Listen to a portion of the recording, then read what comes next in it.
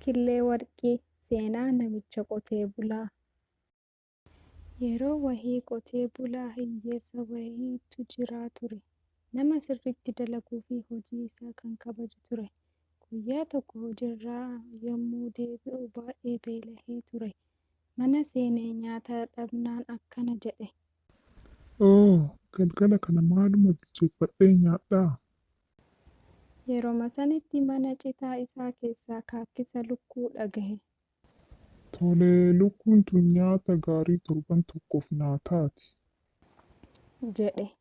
Lukkuu san qabachuuf garanaa garas fiigee xaarii xiqqoo booda lukkuu qabatee yeroo inni qaluuf jedhu lukkuun sagalee baasuudhaan akkana jette.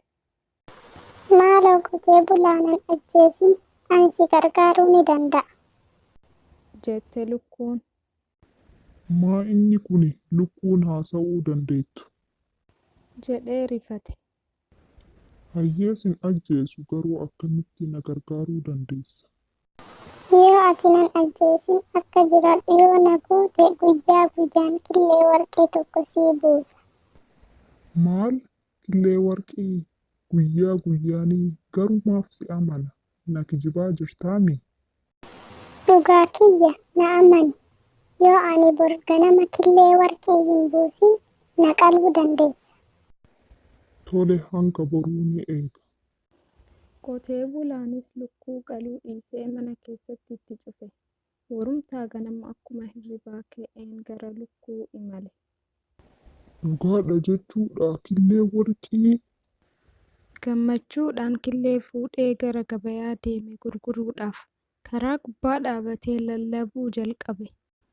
Killeen warqii kun gurguraaf, kan gurguraafi. Uummannis akkana jedhan. Maal? Dhugaadhaa killee warqii? Dhugaadha. Yeroo sanitti uummanni baay'een isaarra marsanii wacuu jalqaban. Isaan keessaa tokko ani ni barbaada jedhe. Kan biraas lakki hin ta'u anatu bita jechuudhaan wacan. Isin hundaafuu ni gala, itti hin yaadda'inaa, bor kan biraa ani fida. Killee warqii san maallaqa gaariitti gurgurate.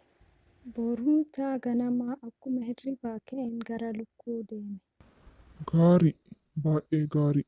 Killee warqii kan biraa ammallee gurguradha. Ammallee gara gabayaa imalee gurguratuuf. Killee warqii gurguraaf. Osomaa jedhee lallabuu namtittiin takka akkana jettee gaafatte. Hammam barbaadda natti himi sirraa bita jette. Innis maallaqa gaariin itti gurgure.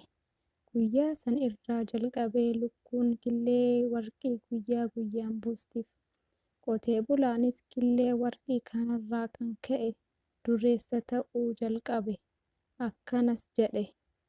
Maallaqa baay'ee argachuu barbaada.